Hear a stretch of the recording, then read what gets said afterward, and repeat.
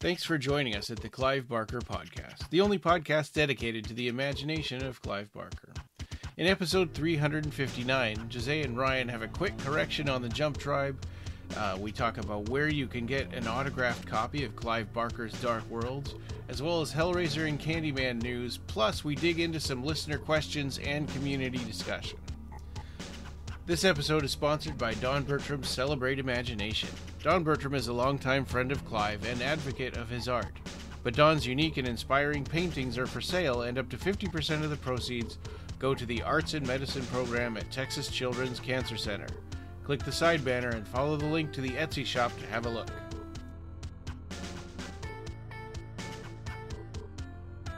And welcome to episode 359 of the Clive Barker Podcast. Good evening, Jose. Hey, we're almost on 360, huh? Yeah, that's right. Yeah, that's cool. Hi, Ryan. I'm doing great. All right. Yeah, me too. Just got done with work, where I actually was arguing with somebody in email for all day long. Oh, no. Yeah. I kind of almost fell asleep kind of watching TV, and I was watching the Bob's Burgers movie. Oh.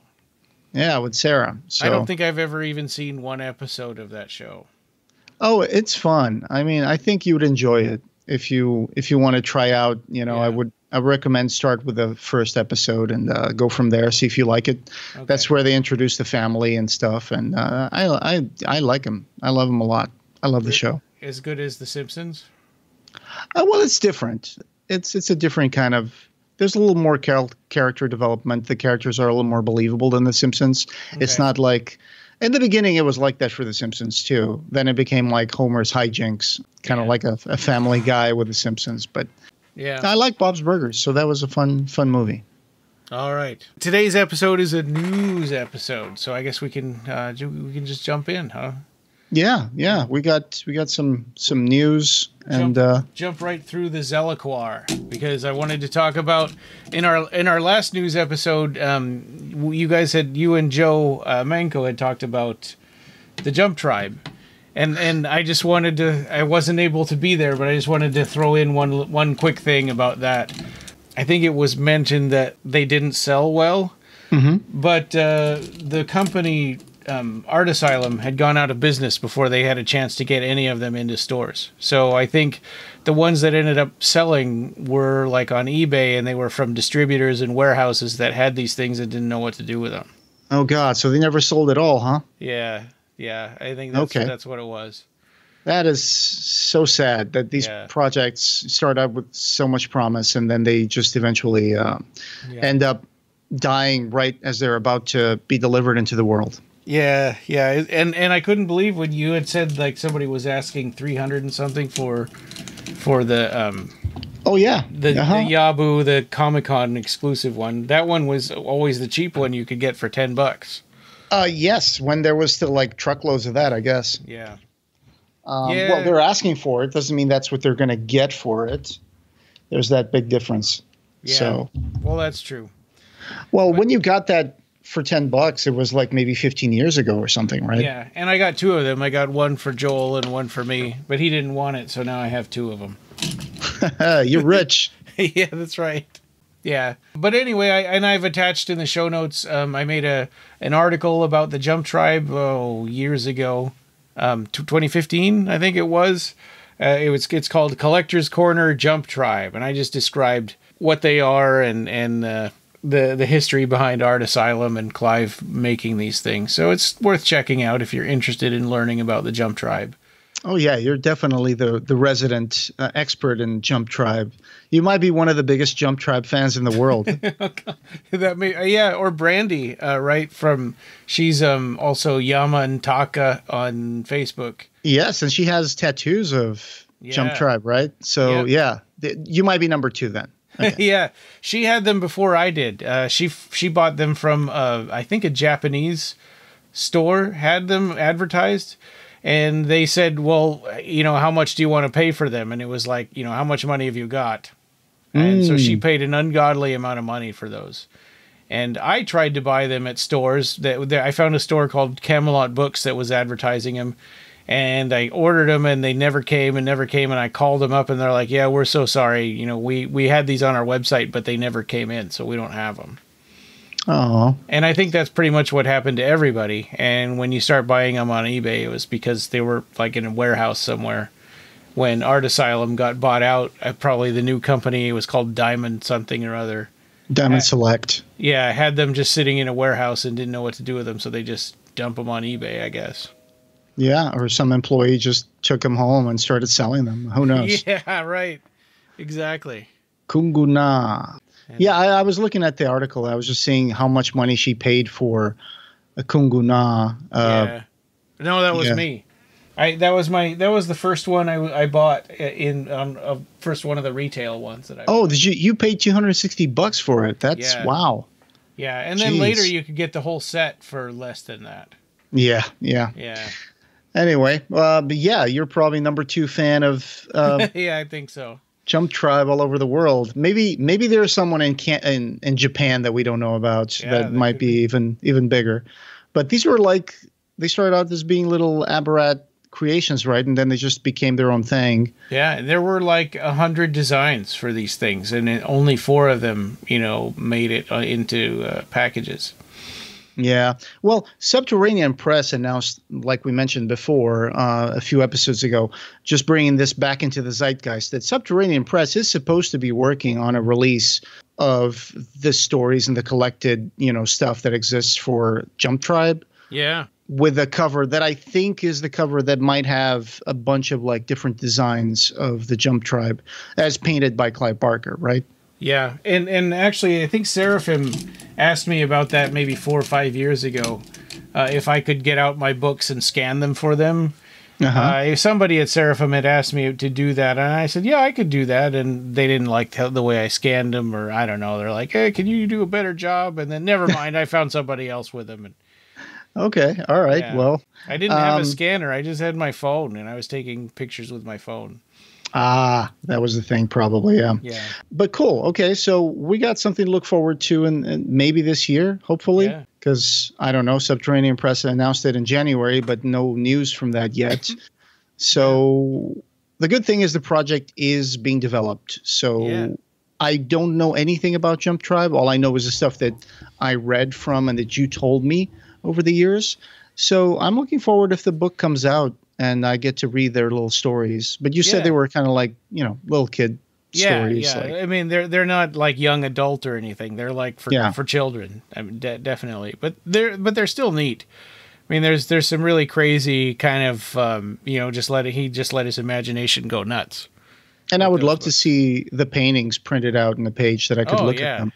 Yeah. Because I don't think the Imaginer ever had one of the these little creatures. The painting that has 100 of them. I don't think that was in the Imaginer art books. I think that one is. Yeah, I think that one is. It? But none of the paintings that are the illustrations for the book. Okay, then I guess I'll have to pull out that Imaginer volumes and go through them and see if I can find the 100. Got to have them all. That's right. And for people who were patient enough and didn't pre-order Clive Barker's Dark Worlds from Amazon, right now you can order it from Book Soup in California, and they'll send you one autographed by Clive Barker.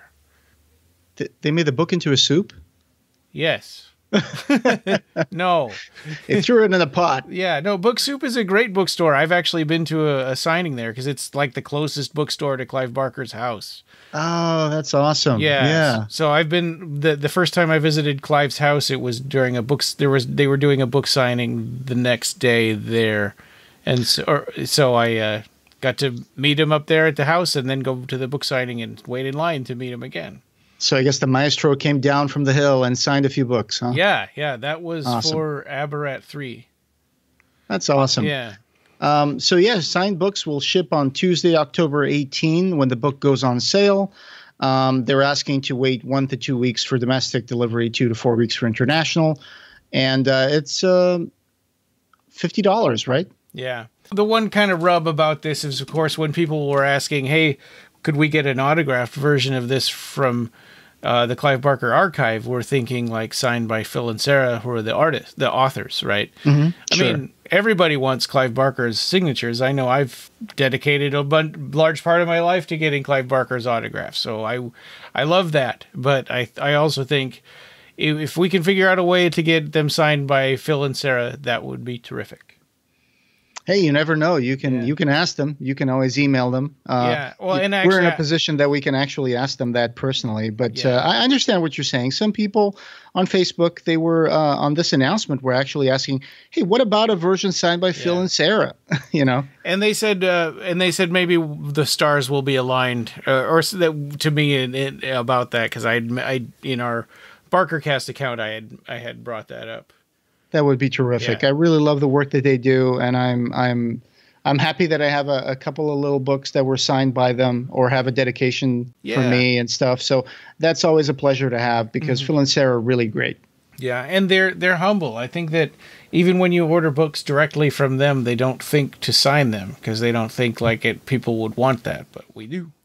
Of course. Everybody wants, the authors of the book to actually sign them. Yeah. That would be terrific. So if you're listening, Phil and Sarah, consider that. Maybe the stars will align. Maybe you guys will be able to throw in a couple of autographed copies in there. Yeah.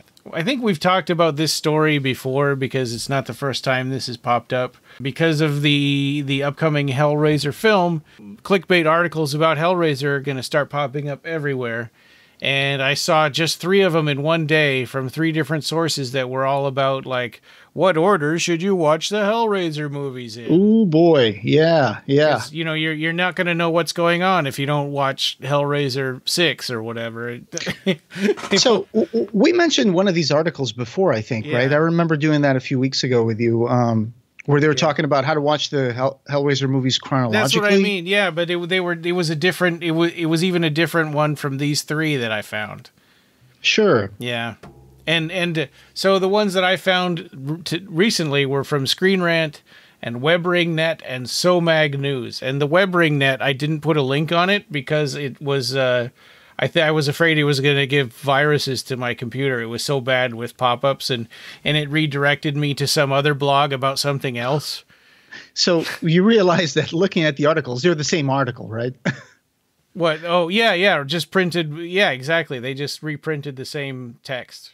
And they changed the author name. Like in the Screen Rant, it says, Hellraiser Movies in Order, release date and chronological by Padraig Cotter, published 5 days ago. And it starts with, here's the Hellraiser movie franchise in order of release and chronology. Yeah. And then you go to Somag from Mary Clark, July 31st, 2022. Here is the franchise of the movie Hellraiser in order of release and chronology. Yeah. It's the exact same article.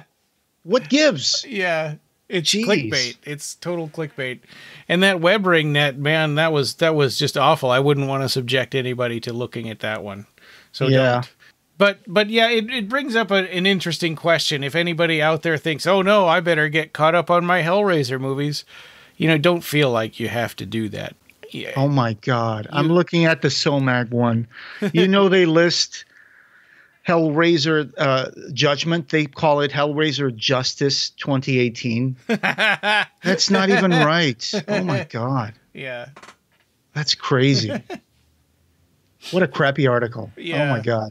Yeah. But, it's just a way of getting people to keeping Hellraiser in people's minds, I guess. It's just a way for them to say, hey, there's this franchise called Hellraiser and it's got all these movies, Yeah. So in one way it serves its purpose, but this is not journalism at all. It's not. This is the negative part of the Hellraiser hype. But the good part is that there will be re-releases of Hellraiser movies, that we can buy. And that's cool. But since we're a Clive Barker podcast, I want to ask you, Ryan, what would be the order that you would watch the Hellraiser movies? I like to watch Hellraiser 1 and 2. And then sometimes I'll watch 3 and 4. And then only for the podcast, if I have to, will I watch 5, 6, and 7, 8, and 9. And then I kind of like Judgment. So, yeah. I liked Judgment. Actually, I liked cool. There was some really cool stuff in Judgment. Oh, there was, definitely. Yeah, its weakness was the budget, of course, but the Stygian Inquisition characters. Yeah, those were a really cool idea. Yeah. I would advise people to start with the last one all the way to the first one, because then the franchise keeps getting better and better. Yeah. Although, sort of. I mean, I think that Judgment is better than Revelations by a lot. Well, yeah. I mean, honestly, I love Paul T. Taylor. I love his Pinhead depiction. I love the Stygian Inquisition that Gary Tunnicliffe created for Hellraiser Justice. Yeah. And I like Deader better than I like sometimes Deader is better. I like Deader better than Inferno, right? The fifth one? Yeah. Sure. I can see that. Yeah. And 6, I like 6 better than 5 also. Well, yeah, it's got Ashley Lawrence. I mean, she got paid. That's why I like that one. But yeah, I would probably I also would stop at 4, to be honest, and just be done with the series at that point, because it would be a great ending. It'd be like a big story arc for Pinhead. And it's the theatrical quadrilogy, and it sort of ends with an I mean, the Hellraiser 4 is kind of an anthology movie, which is a cool idea. Mm-hmm. Yeah. It's got 3 segments, past, present, and future. Yeah. It's great. I wish that movie had been a good depiction of the actual script that Peter Atkins wrote for it. Unfortunately, they didn't have a lot of money for that either. Yeah. But luckily, your imagination is the biggest budget that Hollywood could ever hope to have. That's true. And as such, you can get from Encyclopocalypse Publications the hardcover version of Peter Atkins's Hellraiser Bloodline screenplay. And you can imagine it in your mind. It just came out like a short while ago, and it's really recommended. So you can get the paperback or the hardcover or both. I have the paperback, and since the hardcover came out, usually things come out in the opposite order. Oh, it gets better. Yeah. There's 3 versions, because there's the paperback, there's the mass market paperback, which is slightly smaller. Oh. And there's the hardcover. And I got both the paperback and the mass market paperback, and I'm probably going to order the hardcover. But since I'm moving soon, I'm kind of reluctant on doing that before I move. You almost sounded like a Ronco commercial there. But wait, there's more. But wait. Yeah. Now how much would you pay? Yeah. $19.99. That's amazing. Yeah. No, but that's cool, though. That's really neat. And I'm glad that people can read. You can read the screenplay now and imagine it like it should have been. Mm-hmm. Yep. Yeah. Not to say that the movie is bad. I don't think it's bad. I think that they made the best out of a bad situation trying to put that movie together. Oh no, yeah. I mean, I don't think the movie's bad either. Like you said, it's the cinematic quadrilogy. Yeah. And I have very fond memories of watching Hellraiser 4 in the theaters and stuff. And it's been a movie that I've watched almost as much as 3 and 2 and 1. So it just kind of tapers off after that, you know? Yeah, definitely. Our next bit of news, because there's a Candyman, the 4K version of the original Candyman is out there. There was a new interview of Bernard Rose by NME, News, Music, and Film. News, Music, Entertainment, something like that. Is that what that stands for? New Musical Express. Oh, okay. Sure. Yep. Yeah. So they interviewed Bernard Rose, and they talked about Candyman quite a bit. But one thing that he said he wanted to debunk this rumor that Eddie Murphy was meant to be the lead, the Candyman character.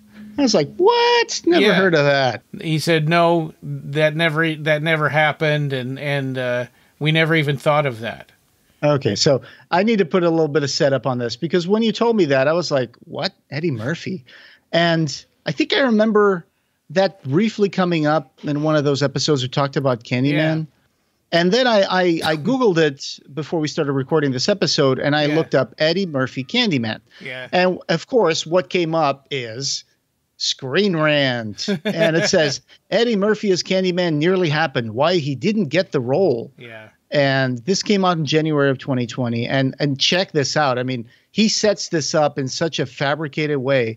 And then it turns out it's all fake. So he says, It's not clear why he was favored, but Eddie Murphy was in fact the first choice to play Candyman and remained a contender until very late in the casting process. It's also unclear why exactly he didn't end up playing the role. Some accounts say Murphy's salary demands were too high for the film's budget to accommodate, as by the early 90s, Murphy was one of the biggest movie stars in the world. Other reports say his height played a determining factor, as Murphy's only 5'9", making him only 4 inches taller than Virginia Madsen, who played protagonist Helen Lyle. So, okay, all the setup, right? All the stuff like, other reports say, we don't know. It's unclear why he didn't get the role. I'll tell you why, because it's all bullshit. Yeah. So, like Bernard Rose put it so kindly here, he said, on the subject of casting, and this is an article about the 30-year anniversary of Candyman, and like you said, the 4K being released. Rose is keen to debunk the long-circulated rumor about Eddie Murphy being offered the part. He's baffled as to where this blatant nonsense came from. That whole bullshit thing that's around about Eddie Murphy, there's not a shred of truth to it, he laughs. It was never even talked about. Yeah. So, putting the record straight, folks. Yeah. Yeah, well, it's also kind of weird. It's a weird rumor from Eddie Murphy's point of view, too, because I think it was in the early 90s that he decided to not do any more R-rated movies because of his kids. Oh, I didn't know that. He had come off of like Beverly Hills Cop movies and stuff that had a lot of swearing and switched over, and he switched over to doing like Disney movies and stuff. Sure, yeah. I guess it's funny because the Screen Rant article, Barf, that had the story about Eddie Murphy almost getting cast as Candyman. They put a picture of him as a vampire in Brooklyn. Oh yeah. With the long coat, and it's like, okay, it's funny how these clickbait articles just create these things and fabricate these like gossips just for like the sake of a few dollars. So let's come up with. Let's see who is a famous black guy in 1990. Yeah. Oh yeah, Eddie Murphy. Yeah. Why didn't he play Candyman? Yeah. I don't know what Screen Rant's writer's room is like, but I guess there's a white haze drifting over everything if they think that this is the kind of stuff. Anyway, so it is not true, folks. Eddie Murphy was never in contention for the Candyman role. Yeah. And this was an interesting news that I just saw from last night. I just saw this from Doug Bradley. That Jamie Bauer, who played the villain on Stranger Things season 4, oh God, what was his name? Oh yeah, Vecna. Well, yeah, Vecna was like the code name that the kids gave him, the D&D name, and he was like number 1 in the lab, with number. Oh yeah, sure. But I can't remember what his real name was. But anyway, that character that he's kind of a monster that lives in the Upside Down, and he had talked about his process and wanting to be like he said. He specifically named Doug Bradley and Pinhead and having that kind of booming, scary voice. Yeah, no, absolutely. I when the show was coming out, a lot of people were making comparisons, not just to, because Robert Englund was in the show and Vecna has this kind of like really booming, kind of deeply altered voice, but also the way that he's very static and still. People were making comparisons and hidden Easter eggs about all sorts of things, like from Nightmare on Elm Street to Hellraiser. And it's great to see him on Jimmy Fallon really bring that up, that they were doing a read-through of the script and he was across the table from Millie Bobby Brown, who plays Eleven, and that he was starting to talk like Vecna, and he was kind of, at first it was a little nasally, and then he just kind of started thinking about, Doug Bradley and as Pinhead, and he just started giving it that deeper, slower voice. Yeah. And I think it's really creepy and it works. Yeah, that was a good season of that show. I keep thinking that it's going to jump the shark, because it's a really good show, and at some point it's not going to be able to sustain. But so far, it's been pretty good. Yeah, I think there's only one more season that they're going to do. Oh, okay. They said that the next season is going to be the final season. So who knows if that's true, but it seems like that's the arc that they've been aiming for, those kids will all be grown up. Yeah, I know, right? When you see the first season and they look so young, and now they're all, 18, 20. Well, and they take 19. Like 2 years off in between seasons sometimes. Yeah. You remember when Harry Potter movies were coming out? Oh yeah. And people were talking about how they were getting older and, you know, growing a lot between movies. Yeah. Yeah. It kind of works because it's like they were juniors, right, when they got into Hogwarts, and then at the end they're like seniors. So that kind of works in that regard. Yeah, and I think that was kind of a trouble with this this doomed Disney version of Aberrat, right? Is because the books weren't finished yet, and they wanted to start making the films, and they would need an actress to play Candy who doesn't grow up between all the different movies. Yeah, because only weeks go by between the books. You know, it's not like 1 year every book like the Harry Potter books. Right. They would have to come up with some sort of artifice between the stories to have a kind of a break introduced into them. And that kind of breaks the rhythm of Aberrat because, like you said, it just keeps going. Yeah. Yeah, so I don't know. I mean, but hopefully we'll get Aberrat 4 soon. Looking forward to that. Yeah, the Kree Rising. Yeah. Still wanting to know more about who Kree is and what's going to happen. We'll get there at some point. We have a few discussion points here that will, you know, from the community and stuff that we wanted to do. We have a voicemail from one of our listeners, and I'll put it in here. I have the DVD Nightbreed, which is one of my favorite movies. I just seen on my phone that there's a second version called the Cabal Cut. Is that a different movie DVD? I'd like to purchase it. Can you please let me know? All right, cool. Yeah, he did not leave his name, but thank you for that. And so this is a complicated question. We'll give kind of a brief answer and direct you to an article that we put on our blog here. But yeah, we've answered this question so many times.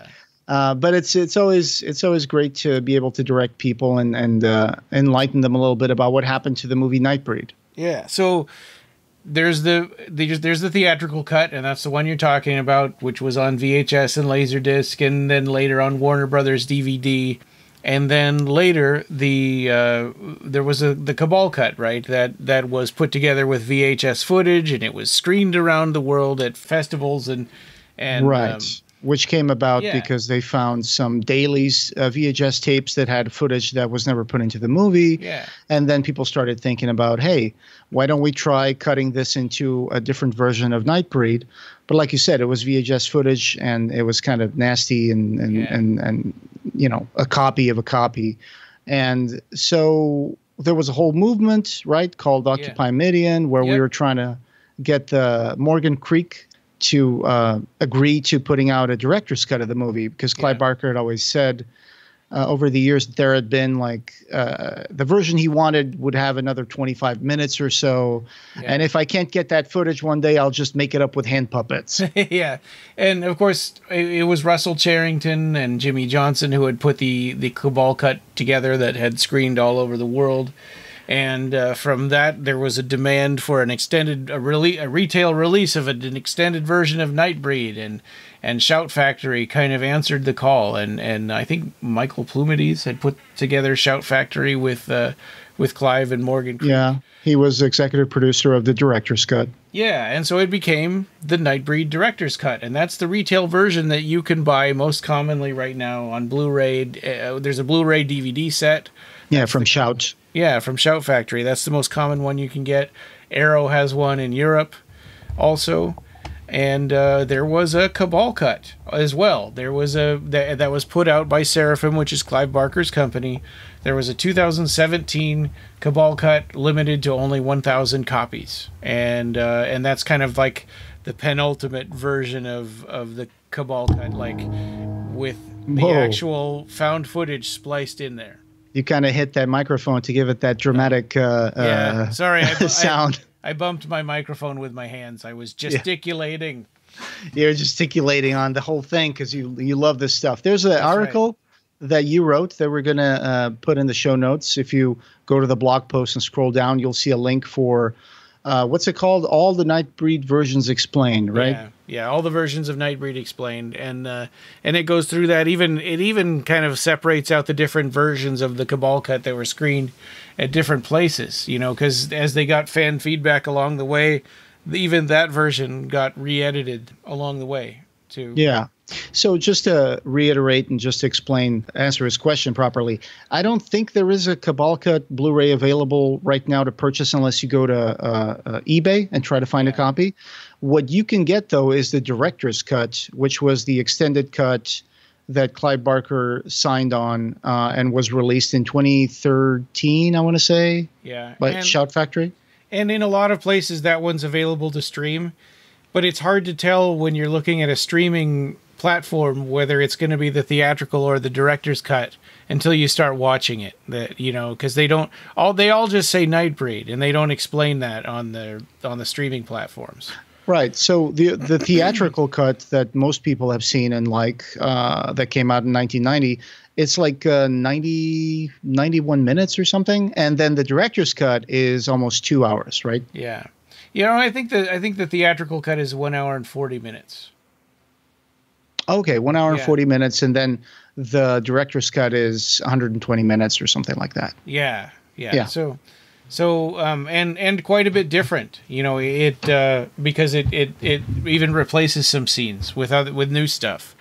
Yep. So definitely, you know, if you haven't seen the director's cut, definitely go check that out. And if you can get a hold of the 2017 Cabal cut, and it's not going to break the bank, I would definitely get that one too.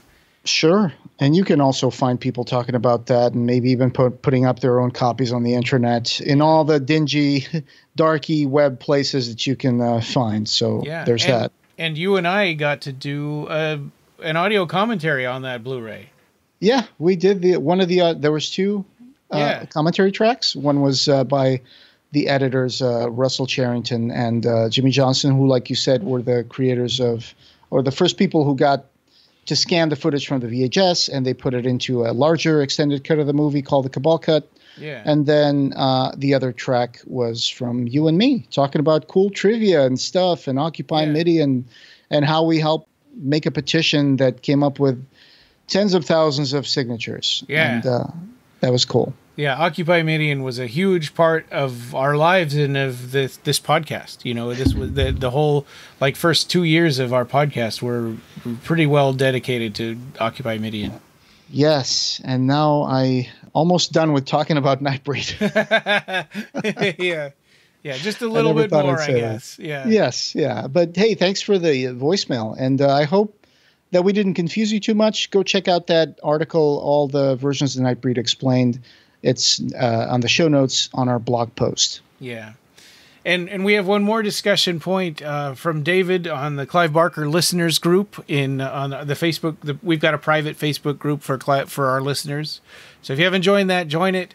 But David says, I've been following the Discovery Plus merger with HBO Max with feelings of great uneasiness. The new head of Warner Brothers is axing projects left and right for tax write-off purposes, and huge layoffs are expected this week. I have learned that the merger rules are that if a project isn't finished or aired, it can be written off as a loss by mid-August. Oh, no. That's in mid-August is in a couple of weeks. Yeah. Oh my God, this is terrible news. Yeah. So he kind of concludes his comment saying, will Jason DeMarco, the head of adult animation who Clive mentioned, survive the cull? If not, what was your favorite Books of Blood animated series moments? Oh. Yeah, and that's a little bit of a joke because they haven't started that. As far as we know, that hasn't been started yet. Right. So in the last revelatory interview from March and April of this year, and a little bit of May too, they do talk about that there was going to be a series of stories. He was approached by Warner Brothers, and that he would call them the Books of Blood, and there would be 20, 25-minute animations, and that they were going to do, a certain number of those.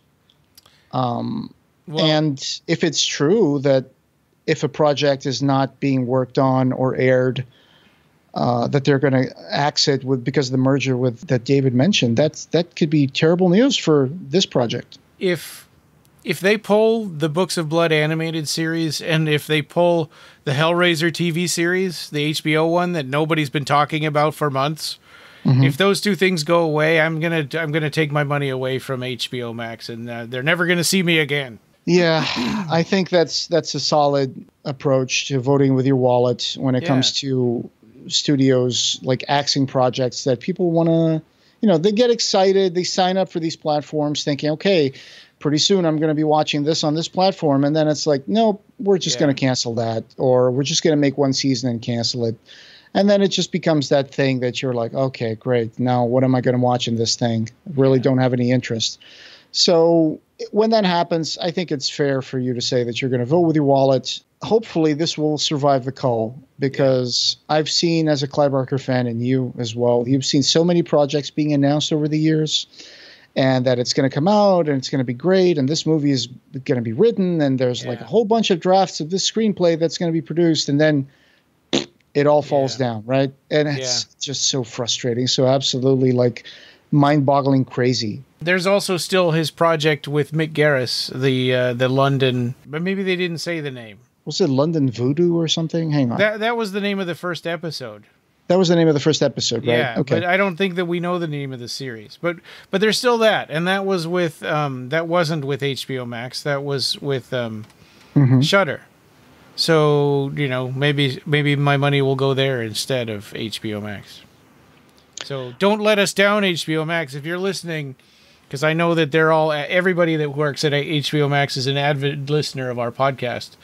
And if you're listening, you better not cancel any Clive Barker stuff. Yeah, please. Yeah. I think this stuff is really good, and I would love to see more people be put in touch with Clive Barker's work and imagination and his worlds. Well, this definitely the book, Clive Barker's Dark Worlds, is a great introduction for people who kind of are on the fence about Clive Barker, or they've just read one movie, one book, or they just saw a couple of movies that he did. People tend to think that these like long form, deep dives into people's careers, they only go for like the new fans, but that's not really true. I mean, I remember when I was a budding Clive Barker fan, one of the books that made me definitely cement my relationship and say, hey, I want to know more about this author was the book Shadows in Eden, edited by Stephen Jones. Yeah, same here. That came out in like 92 or 91, something like that. Like right when I was just starting to get into Clive Barker, I was like, oh, this is perfect.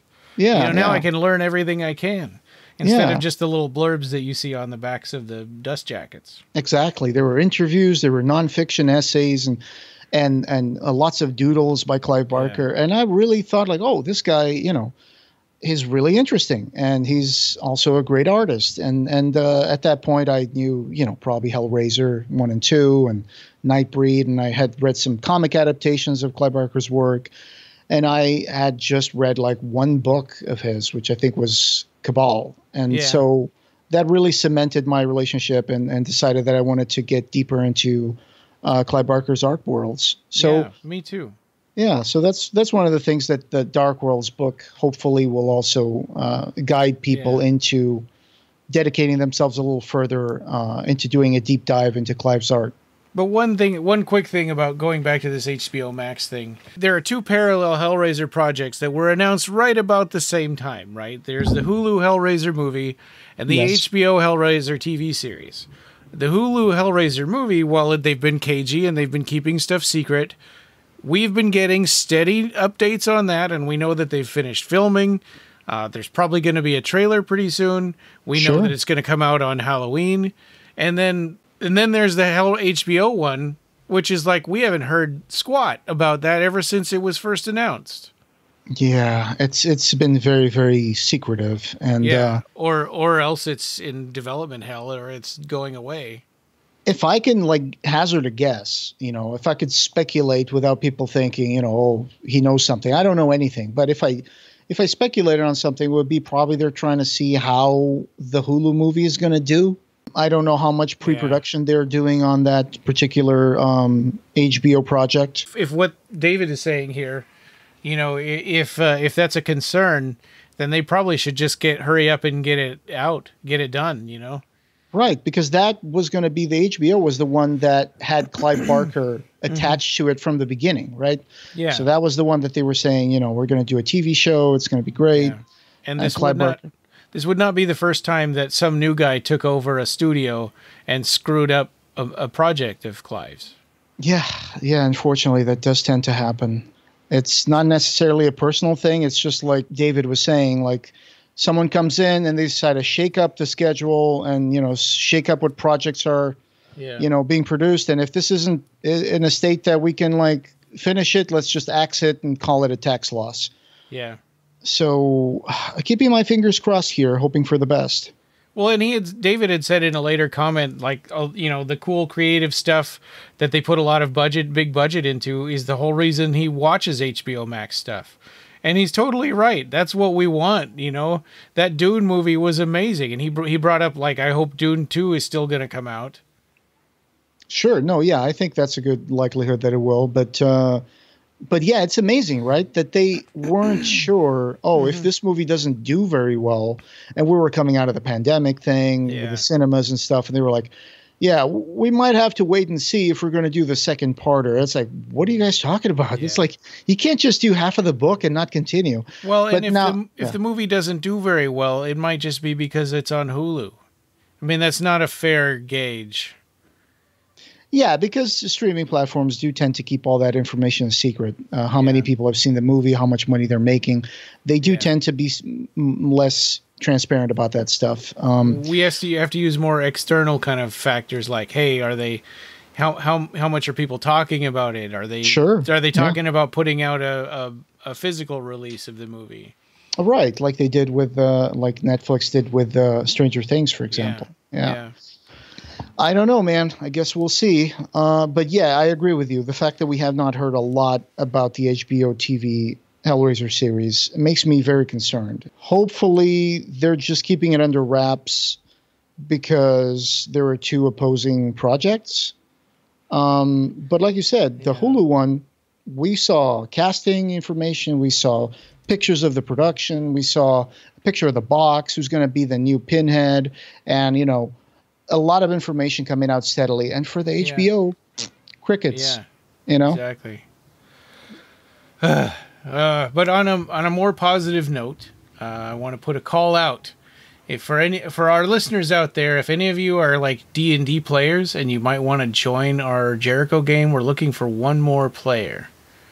And this is because, and we're not replacing anybody, but Brant, who does Jonathan Livingston Seagull, is going to be out quite a bit. I think probably this month and next month. So we're looking to add another player, and it's not temporary. It'd be probably for the rest of the run or for however long you want to do it. But yeah, we're looking for somebody else to help out the team. Sure, preferably someone who's familiar with D&D. That would be a definite bonus. Yeah. And let us know. Get in touch with, leave us a voicemail on the website or contact me or Ryan. Yeah, and we'll let you know. No idea for a character is too crazy. I'll hear you out.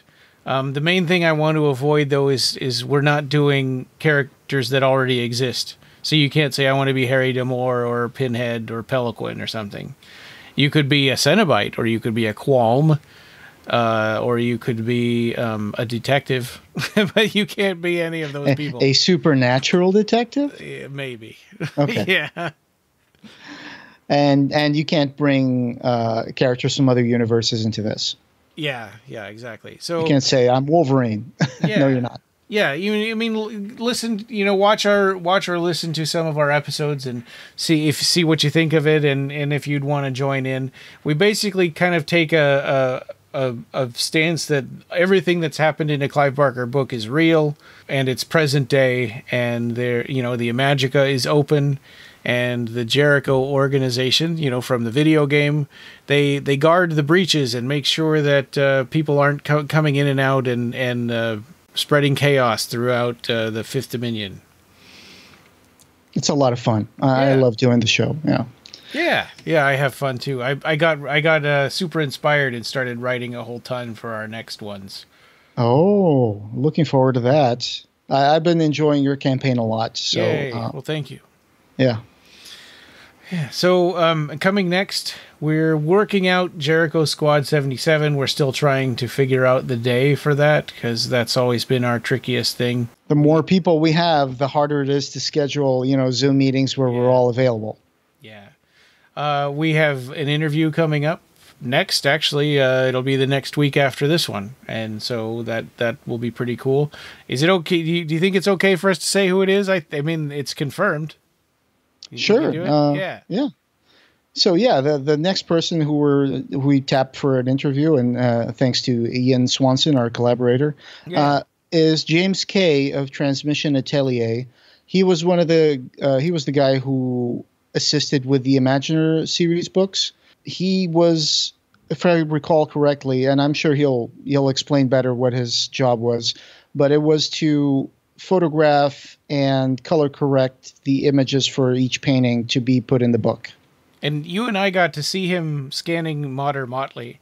Oh, yeah. And the amount of the equipment that he had and the amount of time and care and work that he put into that was just amazing. So I'm really looking forward to hearing about his experience, kind of living in the Clive Barker studio and doing this, day in, day out, scanning all this amazing artwork. Yes, I'm sure it'll be very interesting to hear about the technical side, and also to hear how it was like in terms of, being in front of that work, like you said, for possibly weeks, just immersing himself into that amount of paintings. It must have been tremendous. Yeah. And then our next audio commentary will be the A to Z of horror, X for exploitation, that's a little bit of a cheat, right? It doesn't start doesn't start with the letter X, but the movie, we'll do an audio commentary for the movie The Tingler. Yes, with Vincent Price. Yeah, The Tingler's on the loose in this theater. That's two Vincent Price movies in a row.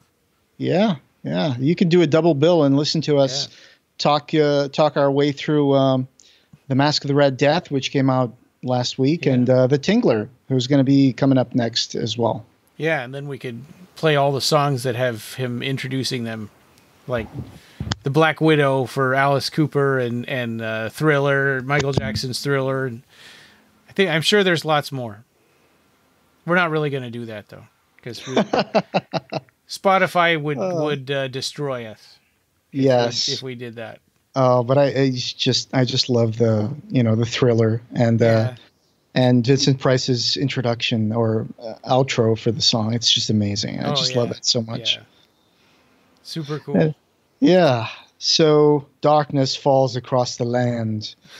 Midnight hour is close at hand. Well, if you get a chance, you should hear the Black Widow one too, for the Alice Cooper.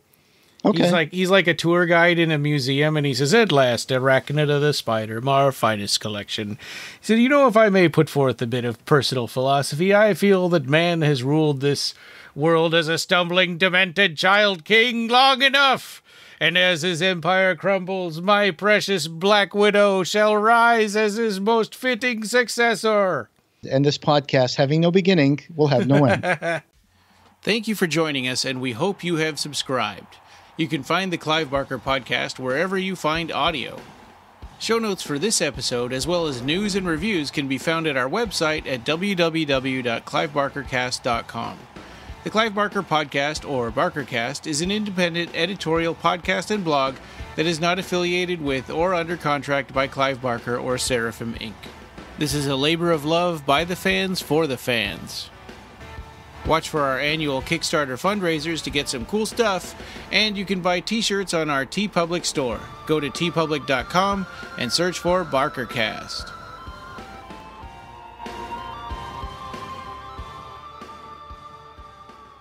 Thanks for listening.